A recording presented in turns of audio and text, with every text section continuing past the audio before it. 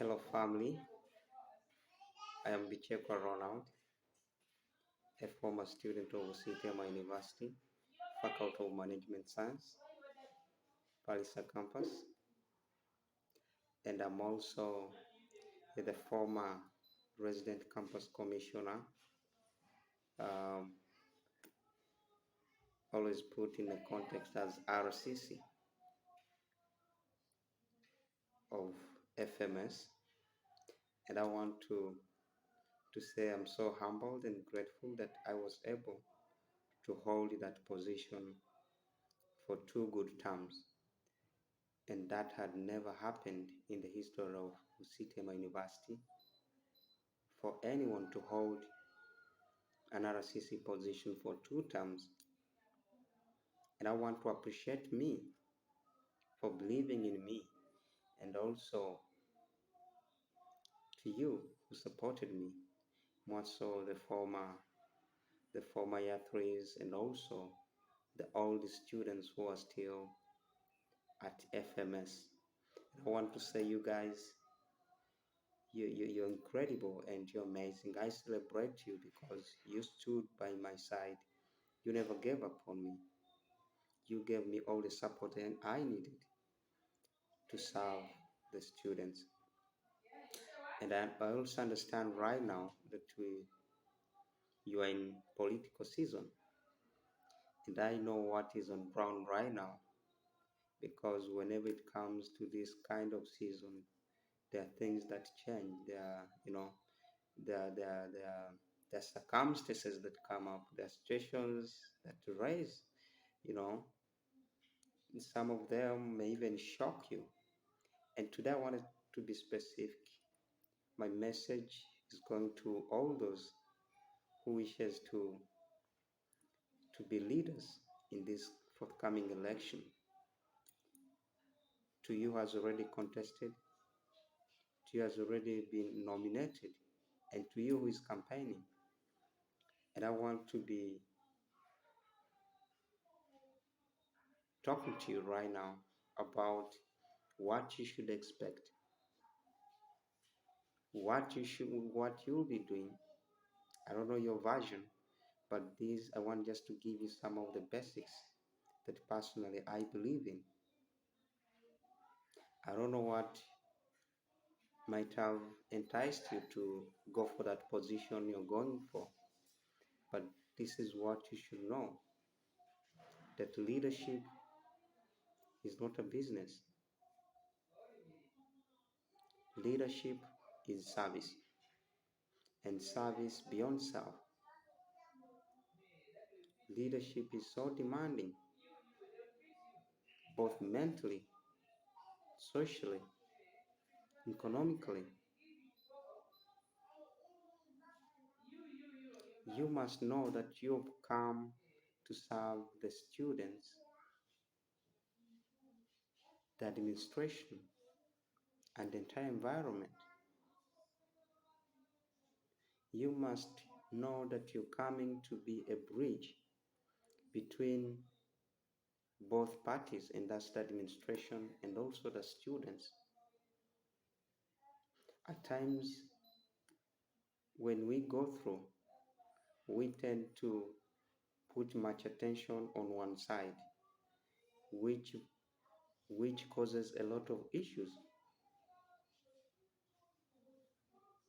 to you and to the faculty at large. And what you should know, that you're not the most brilliant person. Just because that you're contesting, it doesn't mean you're the most brightest person. You must also understand that at university, everyone is wise and brilliant in his or her own way. And because they've trusted you, you must be their voice and stand for them. And this is what you'll be doing. One, maybe before I tell you this, I want you to ask yourself, why leadership? Why that position you've chosen? Why you? And why do you think this is the right time for you? I have no idea who told you to come and contest. I have no idea whether it was your friend who told you that, you know what, Ronnie, you have the qualities of a leader.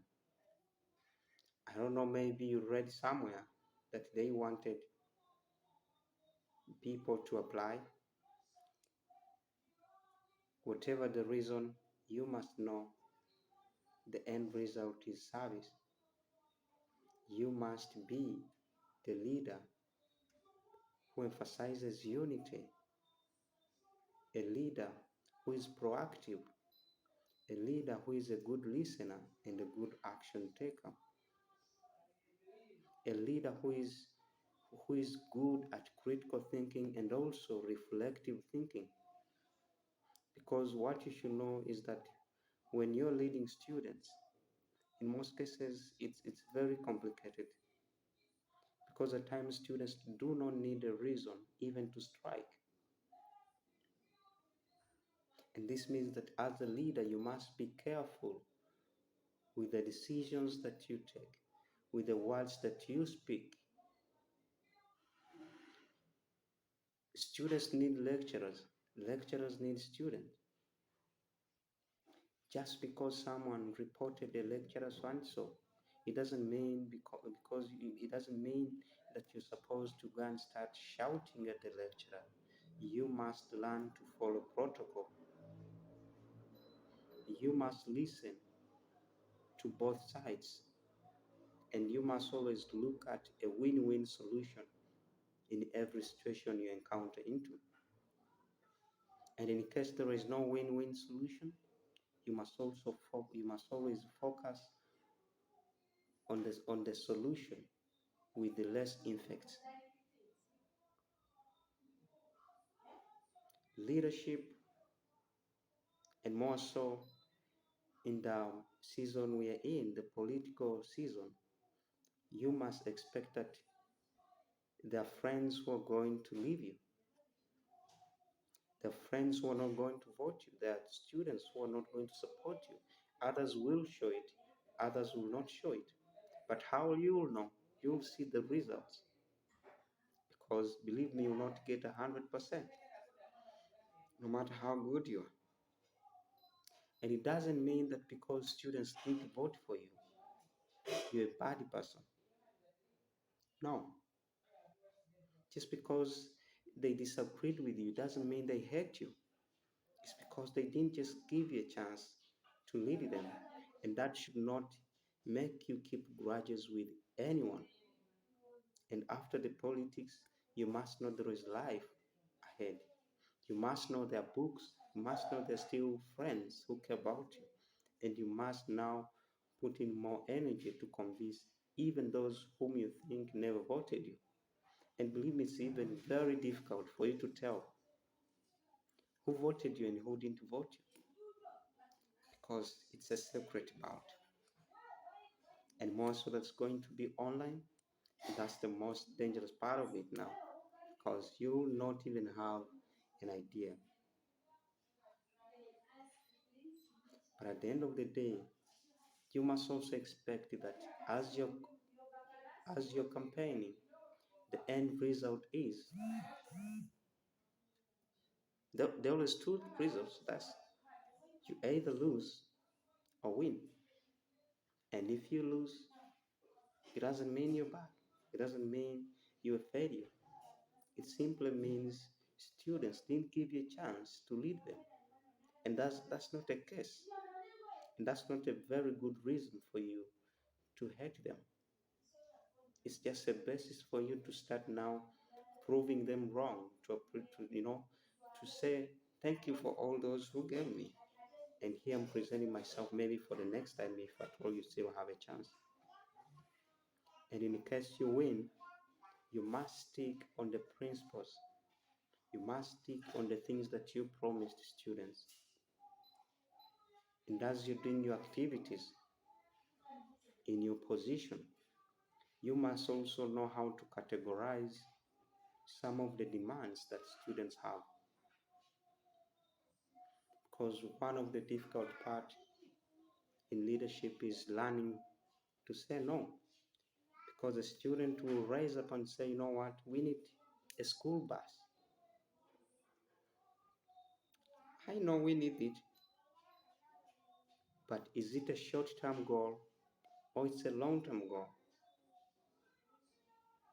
Are you going to tell students to strike in a bid to get a bus?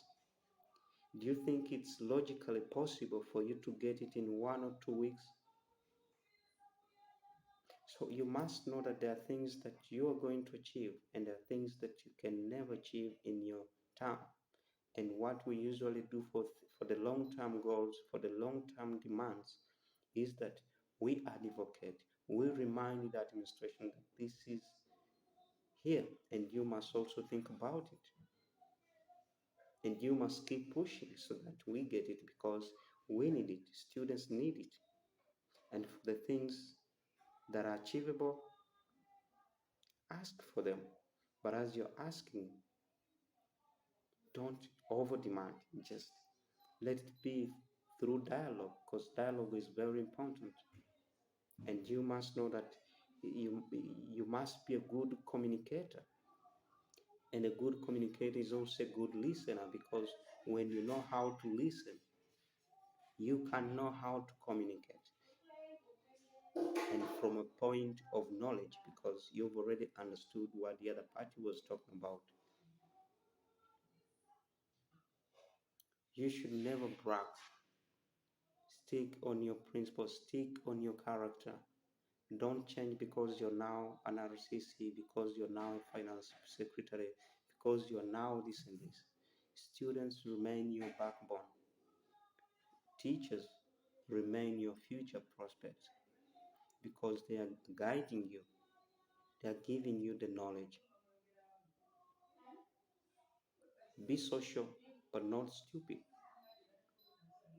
Know which words to speak, know which groups to be in, know how, just change your lifestyle, but in a positive way.